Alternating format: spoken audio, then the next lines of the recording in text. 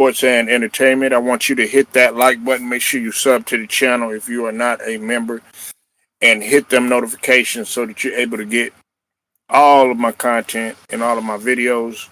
Shouts out to the whole entire LDBC, basketball and boxing. And salute to all the people that rock with me.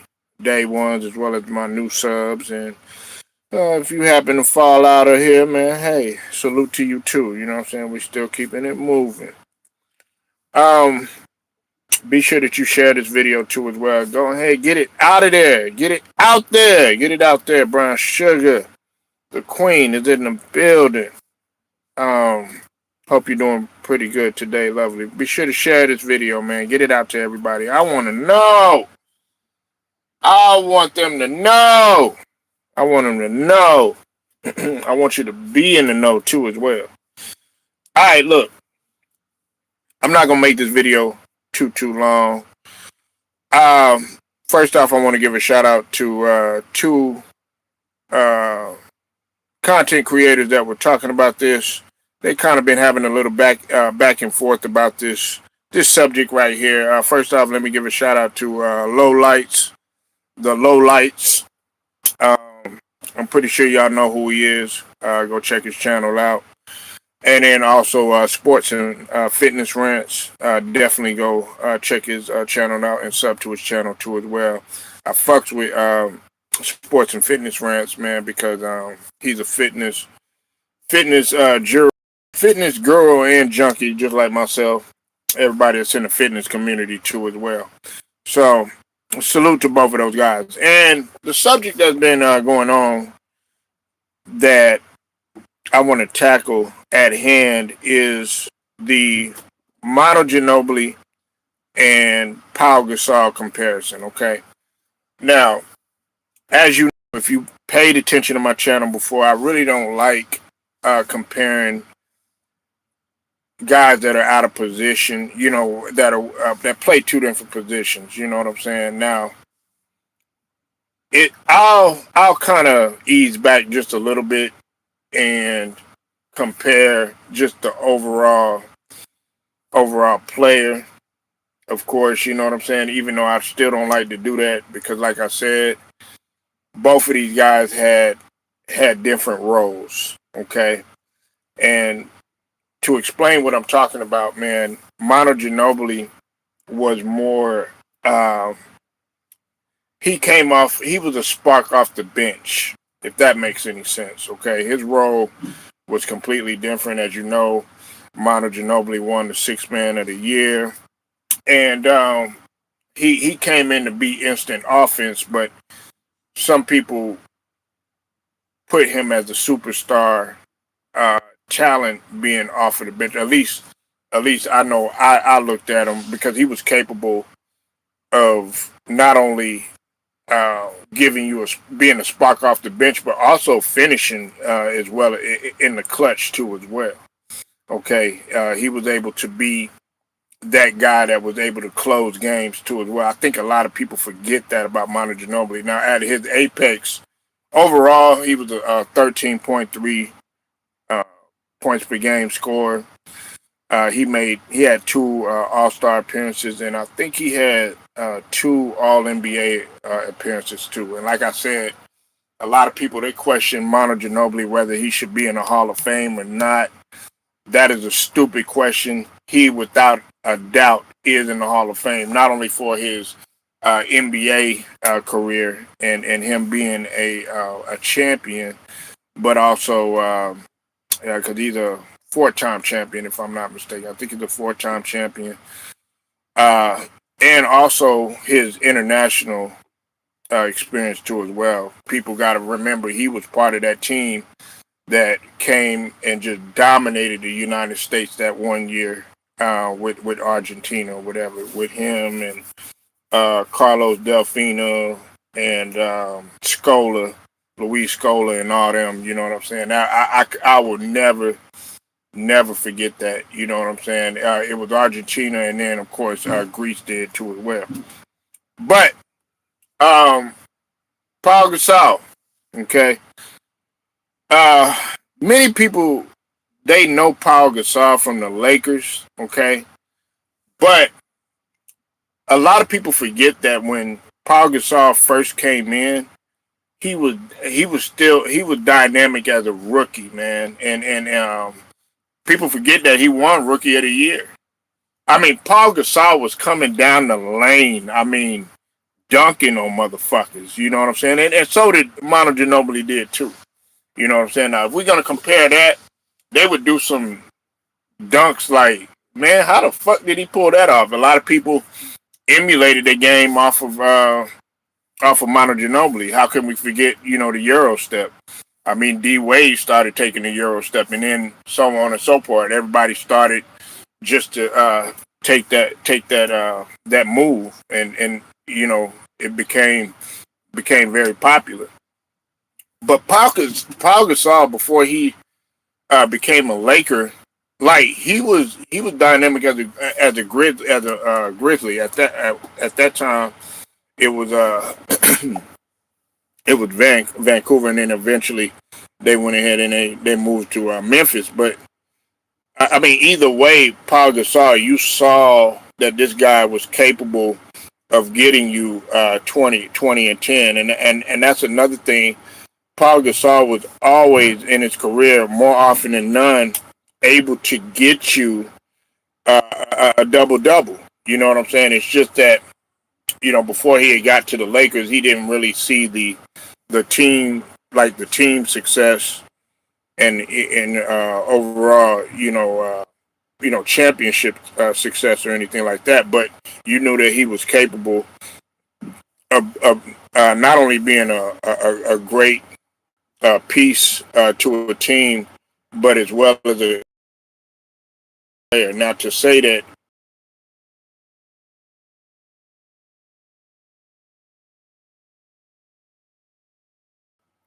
can't really say that per se, because Manu Ginobili was blessed to have both a Tony Parker, a Tim Duncan, you know what I'm saying, and then eventually a Kawhi Leonard and everything. Um, However, those guys would show up when okay, like for instance, when Kobe would be struggling sometimes, Paul Gasol would come through and he would have some great games, and many people don't talk about that, but see, Paul Gasol, he actually upped his level of play in the playoffs, um, as opposed to the regular season.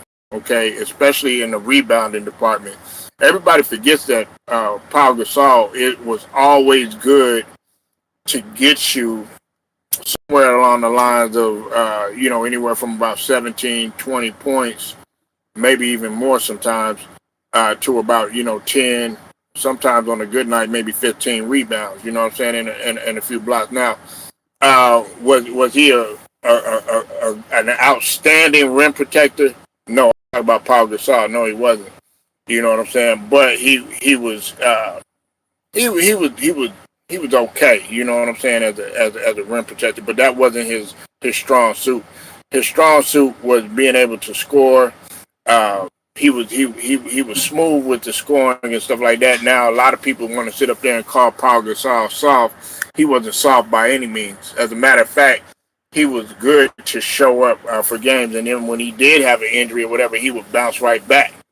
You know what I'm saying? That's one of the things that I appreciated about Paul Gasol. And don't worry, I'm gonna give my pick in just a minute. I'm just breaking both of these guys down. Manu Ginobili, okay, clutch factor. Manu Ginobili. Now, the flip side of Manu Ginobili, you know what I'm saying, is, oh no, he wasn't. He wasn't brown sugar. He wasn't soft. Yeah, and you know that because I know you watched him. He was not soft by any means. He made points when he really needed. Yeah, exactly. He did, and I know you know because you watched him, especially when the Lakers and the Celtics used to go at it. Don't forget, Paul Gasol was having to deal with Kevin Garnett. He was having to deal with guys like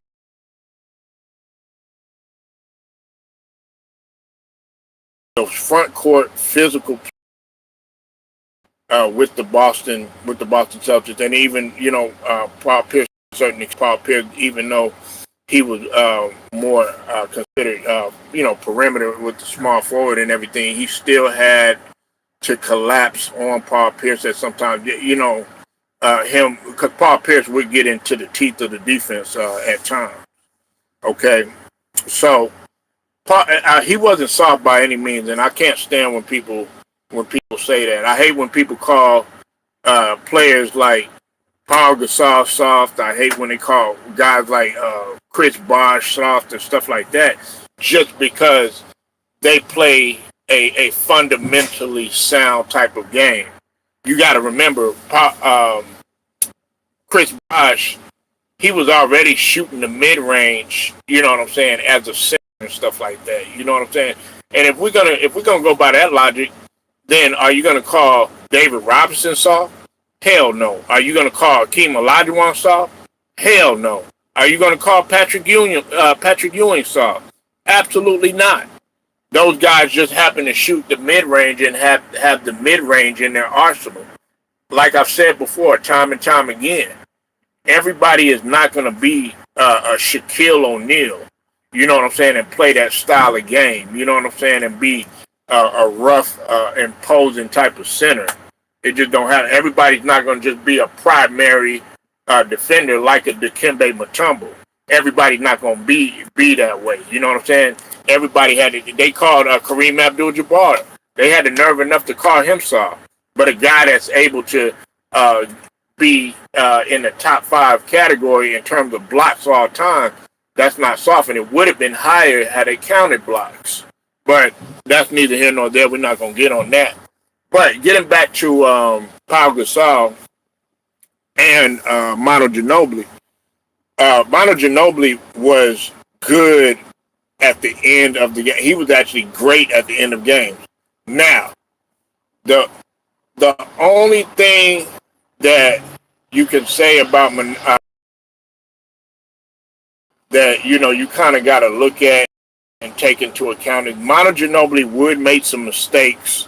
He was known to make a lot of mistakes at the beginning of games, but he made up for it with some dynamic play at the end of games. You know what I'm saying? Like he would make some costly turnovers or shoot some questionable shots or something like that. But then, because I remember when Popovich would be livid, he would go off, man, and everybody, Spurs fans, they would be hot at Manu Ginobili for making these terrible plays and stuff like that. But then Manu Ginobili would make a game-changing play.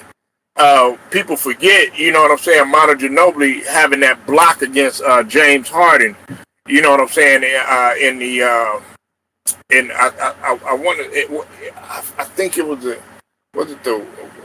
Western Conference Finals. I think it was the semis. I couldn't remember which one it was, but I remember when Manu Ginobili had that block.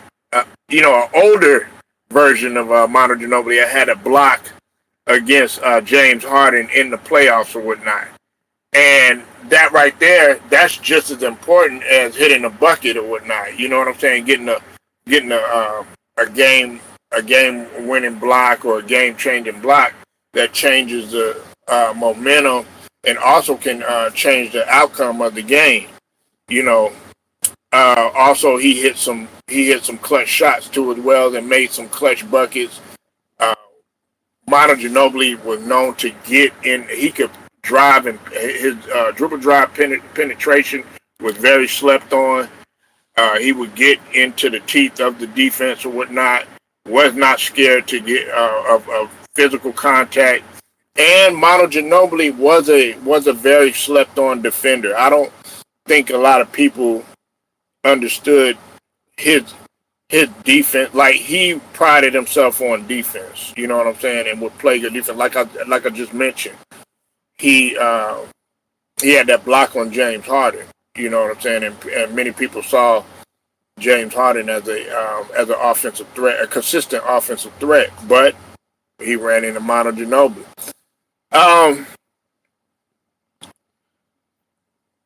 The only reason I have to give it to Paul Gasol being a better being a better player overall than Manu Ginobili. And like I said, I don't like comparing this because my what's it called? Paul Gasol played the power forward, occasionally the center position. Manu Ginobili could play three different positions. He more often than none he was going to play the two. Um, every now and then you'll see him carry, bring the ball up as a one, and then sometimes occasionally he'll play the three position. But more often than not, he was playing that wing position. But I have to give it to Paul Gasol, man, um, because Paul Gasol, man, he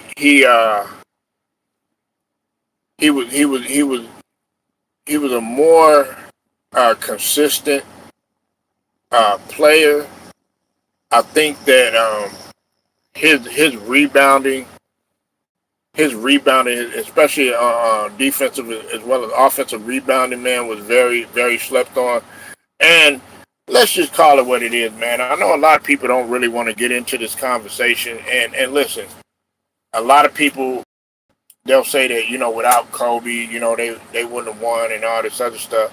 You know what I'm saying? Which, a lot of that is true.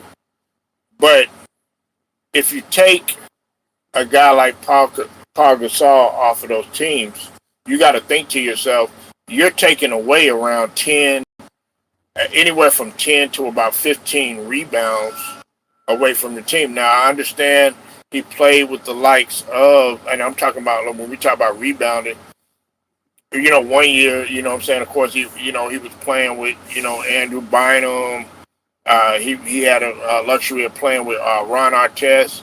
You also had Lamar Odom, who was able to get you rebounds too as well. But Paul Gasol to me was more consistent, especially on the offensive end, than all of those guys or whatever. You know what I'm saying?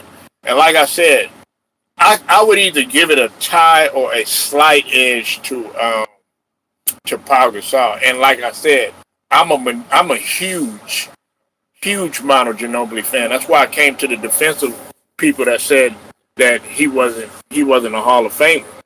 I'm like, how could you not put Manu Ginobili in the Hall of Famer? He saved some of those Spurs games. If listen, you can't have a Spurs championship, and like I said, it's no disrespect to the great Tim Duncan, okay, but you can't have a Spurs championship and not have a Tony Parker, okay, and not have a Manu Ginobili. You know what I'm saying? And of course, I know this is gonna rub some people the wrong way. And Kawhi Leonard, okay. But we're talking about Manu Ginobili in this situation. You got to have Manu Ginobili led. There would be times when the Spurs would be down, okay, and Manu Ginobili would come off the bench and he would lead the charge back to get back within fighting a chance of winning the game, and more often than not, they would come back. Nobody talks about that because you have a firepower off of the bench, and then he could come in and actually finish the game. Like I said, he did make some mistakes. He made a lot of mistakes. You said, "Hey, what's up with it?" Octavius, Texas made. Texas always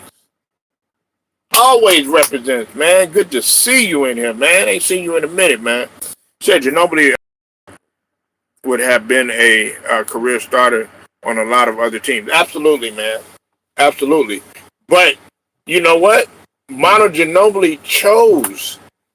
He chose to come off the bench. I don't think a lot of people realize that. Manu Ginobili could have started, but like I said, when you're a San Antonio Spur, the culture there is sacrifice. You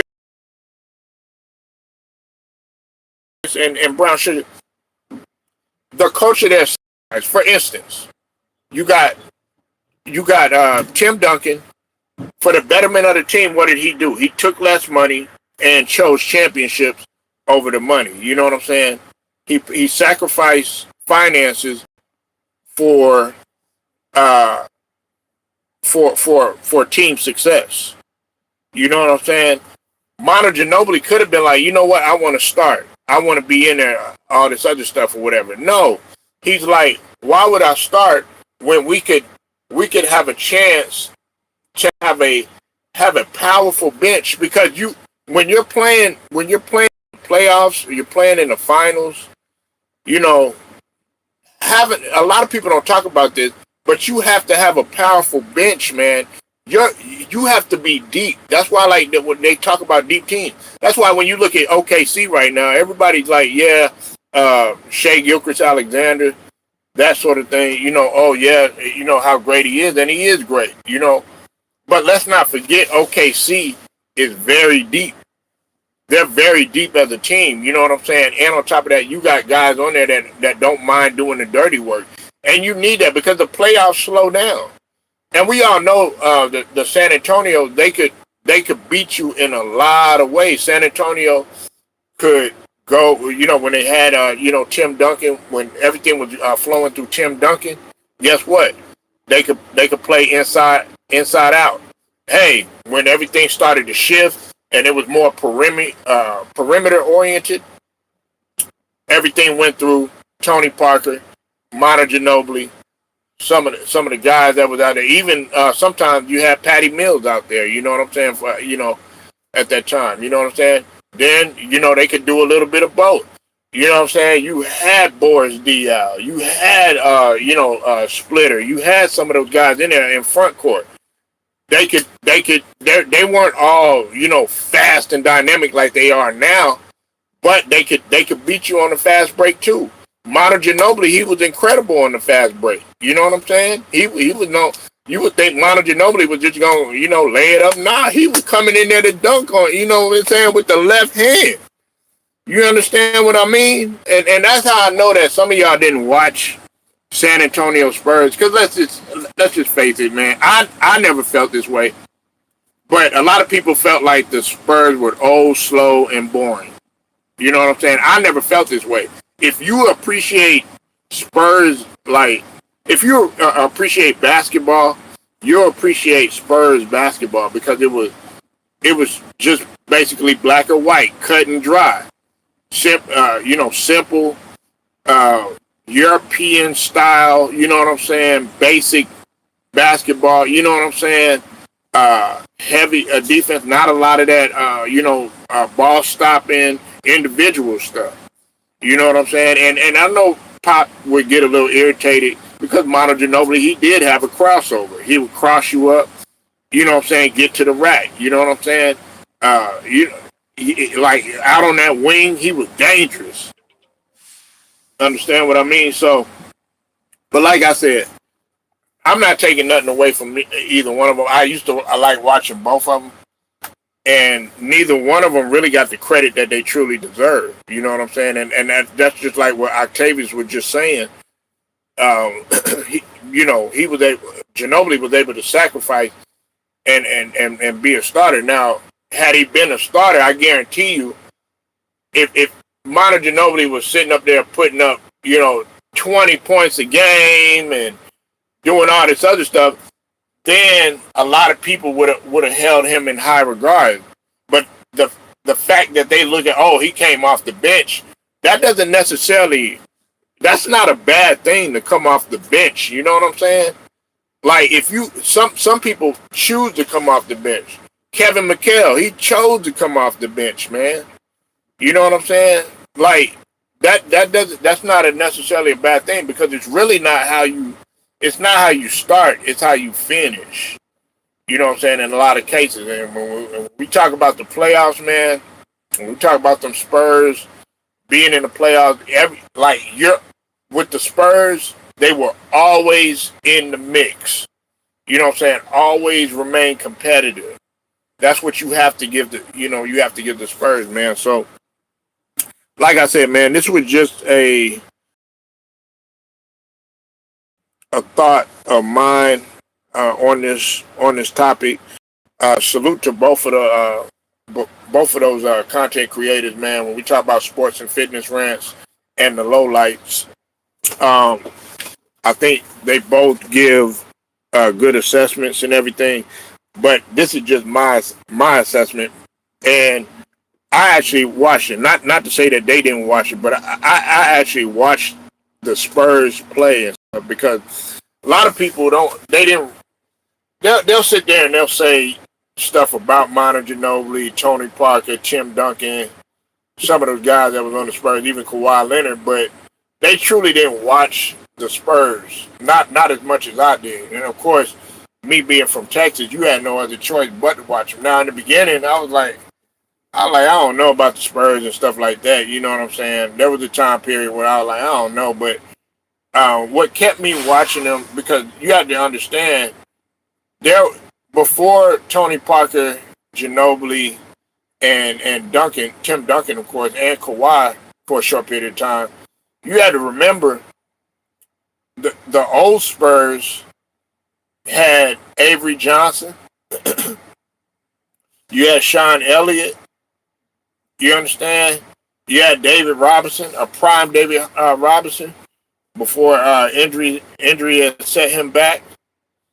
And you had, they could actually run, and they were athletic and stuff like that. And people forget that. People forget to speed up the offense, man. Knew how to slow it down and also speed it up. He had a good change of pace as a point guard. You know what I'm saying? So I think people forget about that when it comes to the San Antonio Spurs and stuff. That's why, like, I trip out on people that say that, the Spurs are old, slow, and boring. Not to me. You know, not to me. They said the same thing about, the Detroit Pistons, 04 team. They said that they were, boring, and, it was all about defense, stuff like that. It wouldn't have been boring if you appreciate good basketball. You know, that's my take on it. You might feel differently. Let me know in the comment section. Who do you think is better? Okay, do you think it's Manu Ginobili, or do you think it's Pau Gasol? Like I said, I give either a tie or give a slight edge to Pau Gasol in terms of overall. Like I said, I I like both players, man. I like both players. I like what they brought to the table. They were both hard-nosed competitors, regardless of what you want to say about Pau Gasol. This reputation that he was lazy, he was soft. No, he was just laid back, man. That's who he was as a player. You know what I'm saying? You have a lot of laid back players. You know what I'm saying? That's just their personality. You can't help what you are as a person. You know what I'm saying? And that really didn't affect the game, and it didn't affect him being successful neither.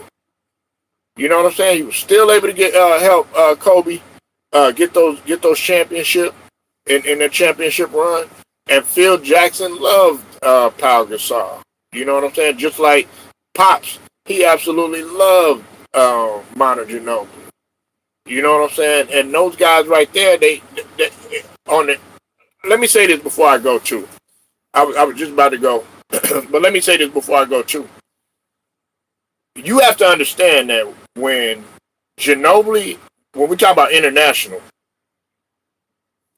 Ginobili playing for the Argentinian team, for Argentina, and Pau Gasol playing for the Spain team, they took that just as serious as the NBA. And some people might frown upon that. I actually like that. You know what I'm saying? Because they're playing for more pride than anything. How can we forget Pau Gasol and Mark Gasol? Who else was on that team? Serge Ibaka on the Spain team. A few others that was on that Spain team. You know what I'm saying? And then when we talk about the Argentinian team, you know what I'm saying? Like with Manu Ginobili, you know what I'm saying? I think I said with Luis Scola earlier. You know what I'm saying? Delfino. I might have some of the players mixed around wrong or whatever. You know what I'm saying? But they had a lot of pride when it came to those teams, man. And that's what we got to understand about those guys, man. Like, they brought that attitude to the NBA too as well. They were going to compete hard.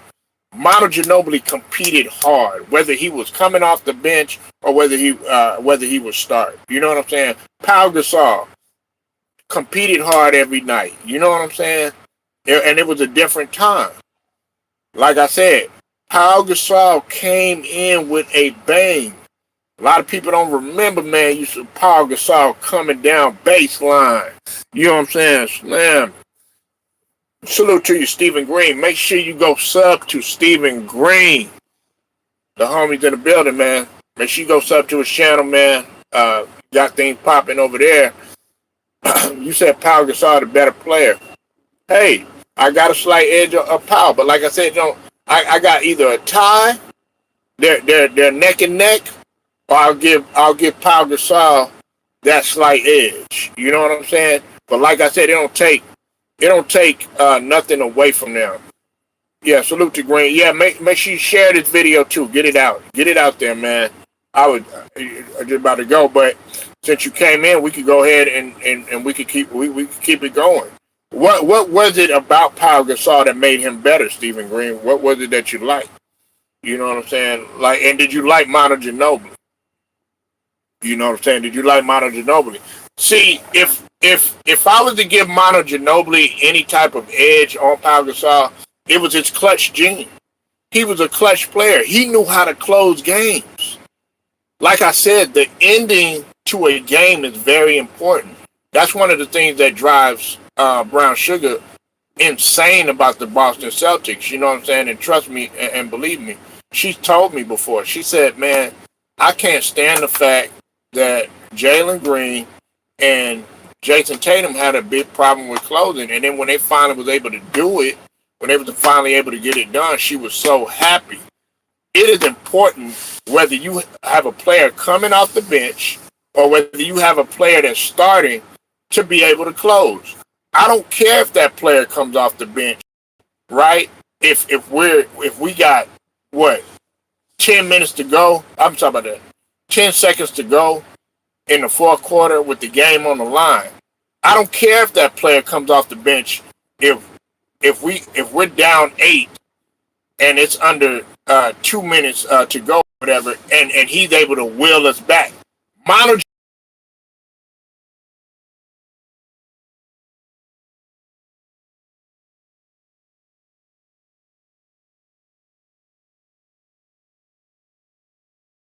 Sorry about that. Absolutely, man. And the thing about it is, Pau Gasol, they sit here, they call him soft, they sit up here and say all this stuff or whatever, but there was nothing soft about Pau Gasol at all. You know what I'm saying? Like, you can't be soft and you're playing up against the likes of Kevin Garnett, the likes of Jermaine O'Neal. You know what I'm saying? The likes of Rasheed Wallace. You know what I'm saying? The likes of different big men. You know what I'm saying? During that time, you still, I think P.J. Brown and Jamal McGlure. Uh, you know what I'm saying? Ron Artest when he was on a different team. Just everybody, even Tim Duncan. You know, he did play up against David Robinson. Let's keep going, man. Trying to go out from, played against a beyond the prime Alonzo Mourning. You know what I'm saying? Still was effective and everything, but he wasn't what he was in Charlotte. You said Manu reminds me of a smaller Larry Bird. Manu had defense all around. But I ain't gonna say that. I'm not gonna say that, but because Larry Bird was just a different beast. He was a different beast, man. That's why I got Larry Bird as my starting small forward. But if you're talking about clutch, yeah, but I mean, Larry Bird was really clutch. You know what I'm saying? And Larry Bird had better court vision. Larry Bird was he was more fundamentally sound. You know what I'm saying? Way more fundamentally sound. Cheyenne, what's up with it, man? I see you in the building. We doing a comparison, Manu versus Pau Gasol, man. Who you got, Cheyenne? Let's hear who you got. But like I said, man, both of these players were dynamic. They were great. You know, doesn't take anyway. You said Powell versus Shaq. Who do I got? Well, of course I'm gonna give it to Shaq, man. I mean, Shaq was just on a whole nother level, especially an in shape Shaq on a whole nother level, man. You know what I'm saying? He was on a whole nother level, especially when it came to the finals or whatever. But the knock on that I have on Shaq is that, you know what I'm saying, he had to play his way into shape and stuff like that. And I'm not with none of that. You know what I'm saying? I like you to come in and go through the whole marathon. You know what I'm saying? Don't coast through the season, man. I don't like that. That's what I appreciate about, you know, if we talk about big man, I appreciate it about Wemby. Everybody's like, oh, Wemby struggling and all this other stuff. Nigga, if you're not coasting through the regular season, then of course you're going to struggle a little bit. But you know why? Because you ain't taking games off. You ain't load managing. You might have sprained your ankle or tweaked your ankle, but you like, you know what? I'm good. I'm still going to keep playing. We don't take that into account. Shaq would have these little knick-knack injuries or whatever, you know what I'm saying, and then sit out, you know what I'm saying, or this would happen or that would happen. I got this going on, I got that going on. They don't want to talk about that shit with Shaq, you know what I'm saying? But it don't take nothing away from his dominance. But we got to think about who was carrying him, you know, at times. You know what I'm saying? Like, and it's a marathon. It's not a sprint. You got to go through the whole marathon. I appreciate that about Pau Gasol and Manu Ginobili. They went through the whole marathon. Cheyenne, who you got, man? Who you got? I know you over there thinking long and hard. Who you got?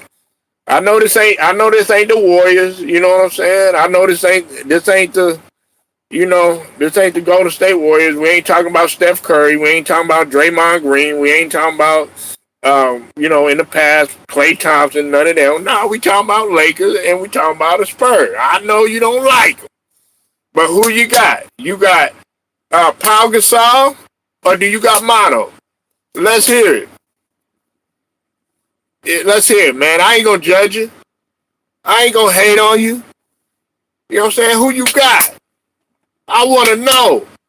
I wanna know. Come on, man. Who you got? Who you got, man? And like I said, man, I'm just bullshitting. But if you got Manu, I can understand that. If you got Pau Gasol, I can understand that. You know what I'm saying? Like I said, both of them, dynamic, great. You know what I'm saying? A lot of people, they sit up there and they throw Pau under the bus, man. They throw him under the bus, man, like you wouldn't believe. Back then, Spurs played that slow down basketball style. Yeah, they did, but they could speed it up too. Listen, they weren't all like that. Like if you go, you would look on occasions, they would get into a running style. The Spurs would force you to play their tempo. That's what was great about them. They will force you to play that boring style. A lot of teams, if you notice, they didn't really like playing the Spurs like that because they were going to force you to play their half court, cutting and moving. You know what I'm saying? Black and white. You know what I'm saying? It was just straight, simple, textbook basketball. You know what I'm saying? Wasn't no street involved. Everything was fundamental. You know what I'm saying? Like, so you right about that, Steven. But they could run the break.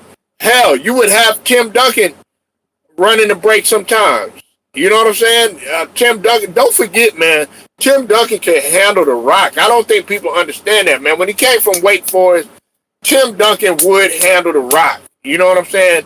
There would be times when he would handle the rock. You know what I'm saying? Tim Duncan can do all that. You know what I'm saying? And play with his back to the basket. Give you a little face-up. I think people forget that. What's his name? Tim Duncan did have a face-up game. But Spurs had a problem with Lakers back then. Well, hell, but it went both ways. The Lakers, the Spurs gave the Lakers problems. They gave each other problems. They gave each other problems, man. Let's not forget, man. For a while, like the Lakers had trouble with they had trouble with Utah. They had trouble with the Spurs. You know what I'm saying? They would have trouble with all of them. What's up with it, Matt Moses? I see you in the building, man. What's up with it, man? We up in here talking about Manu. We up in here talking about the Spurs. You know what I'm saying? Who you got? You probably going to be with the Lakers bias. Probably going to get Powell. You know what I'm saying? Or you could, you know what I'm saying, kind of, you know, tough to swallow, but you're going to give it to Manu Ginobili. Who you got, Matt Moses? Who you got? Man, why don't you got no wrench?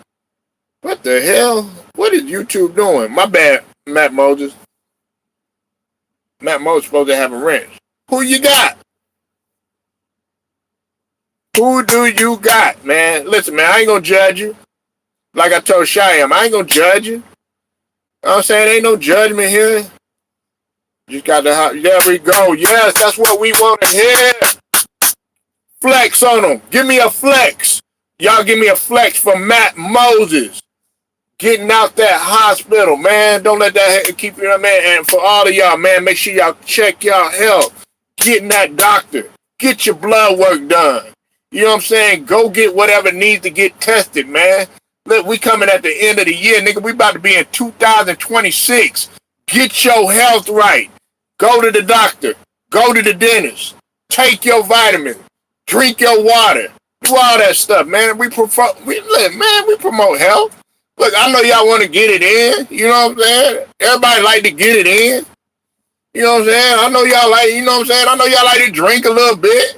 You know what I'm saying? I know y'all like to smoke a little bit. You know what I'm saying? I know y'all like to, you know, fuck around a little bit. You understand what I mean? You said my blood pressure was really high. Well, on this channel, need to stop smoking. Oh, man, come on, man. Leave that shit alone. Leave them alone. That shit ain't good for you, man. And whatever medication they told you to take it, man, so that you can eventually get up off of it. Yes. And we got the fitness channel, too. Tune in. You know what I'm saying? I don't just be making that just to be working out, You know what I'm saying? Go to them videos. That's meant to lower your blood pressure. That's meant to lower your cholesterol. That's meant to, you know what I'm saying, get all them toxins out of your system and everything like that. I'm on the nicotine, slowing down everything. Yeah, man, listen, your body feels good. Look, hey, Matt Moses, Stephen Green, Brown Sugar, everybody up in here, Cheyenne. Hey, we all got bad nerves. You know what I'm saying? We all got bad nerves. Find a coping mechanism. You know what I'm saying? And look, I'm not trying to single nobody out. You know what I'm saying? Because we all got our vices. You know what I'm saying? Some of y'all might want to smoke a little weed. You know what I'm saying? Some of y'all want to smoke a little cigarette, smoke a little Black and Mild. You know what I'm talking about? You know what I'm saying? Get it in. You know what I'm saying? Drink a little bit. Drink a 40 every now and then. You said it's a blessing. Straight. Thanks for everything. I'm thinking about your channel. Man, come on through, man. Listen, bro. Hey, we all come from humble beginnings. You know what I'm saying? Listen. Hey, you got to think about it, man. Grew up in a rough environment.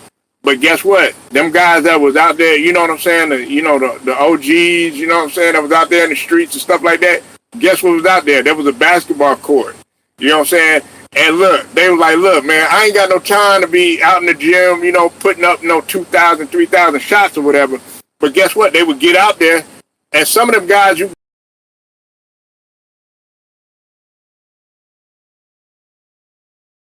smelling like liquor. They might be smelling like a little smoke and everything, had their shirts off. But see, you don't realize that nigga used to be, you know what I'm saying, varsity. You know what I'm saying? Played for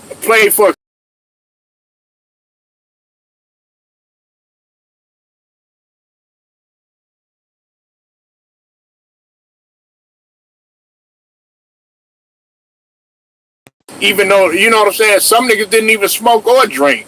They just liked to fight. But them niggas was still physical out there, and they still have athletic ability. They just chose a different path, but you best believe they wanted to stay in shape. Well, hey, that's the same thing with life. Nigga, you might have a whole bunch of kids. You might have a wife. You got a job. You got all this stuff going on, man. 30 minutes out of your day, nigga, that's easy to do. Go walk. Go run. Go do something. You say after surgery, I lost 10 pounds by going to the gym. Yeah. Yeah, man, get in that gym, get in that doctor, more importantly, get your blood work done. You know what I'm saying? Everybody like, oh, no, I don't want to go, I don't want to go. Nigga, you better get your ass up in there. Get your ass up in there, man. Shit, man. I'm tired of losing my people, man. I don't want to lose my people, bro. You know what I'm saying? Hell, you shouldn't want to lose your people either. You know what I'm saying? Look, man, if y'all don't get along and all that other stuff, love them from a distance. But you don't want to lose your people. Straight to the point. I'm out.